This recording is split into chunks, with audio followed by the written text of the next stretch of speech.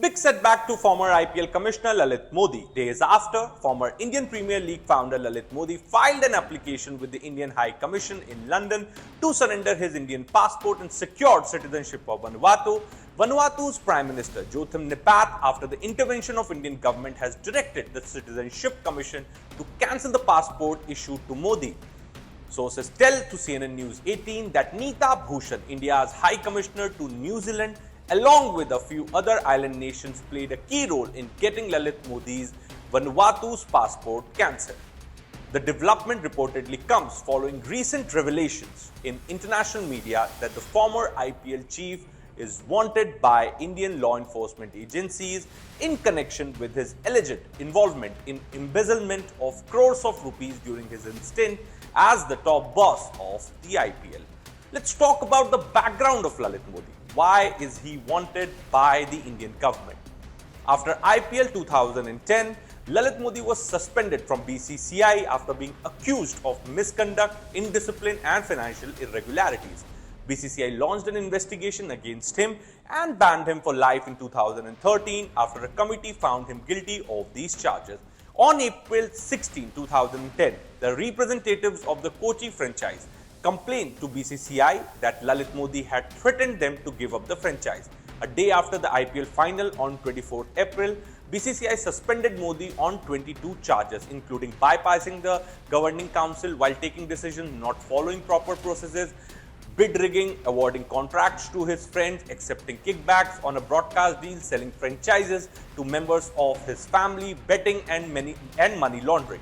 Soon after his suspension, Modi moved to London where his wife, Minal's family lived. In London, he hired Carter Ruck to fight BCCI's charges and sent out defamation notices of his own. He also spent time expanding his family's business in Europe. Modi believed that N. Srinivasan, who later became the BCCI president, had masterminded his ouster from BCCI.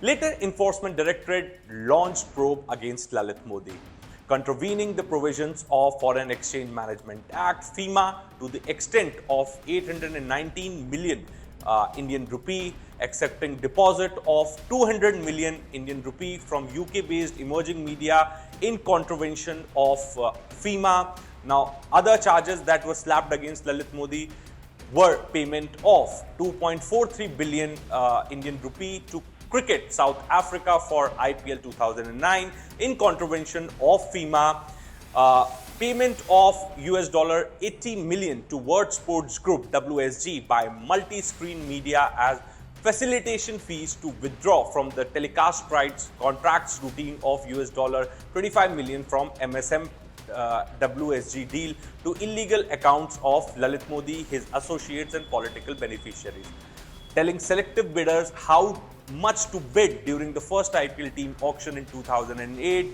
using illegal money to buy corporate jets through a Cayman Island company, investment of 100 million Indian rupee by Modi's wife in Indian Heritage Hotel through a Mauritius-based company, other cases related to FEMA violations, including ownership of IPL franchise, nature of foreign investments and valuation and transfer of shares. So these were the charges which were slapped by Enforcement Directorate against Lalit Modi, his associates, his family back then, and till now these cases are still going on.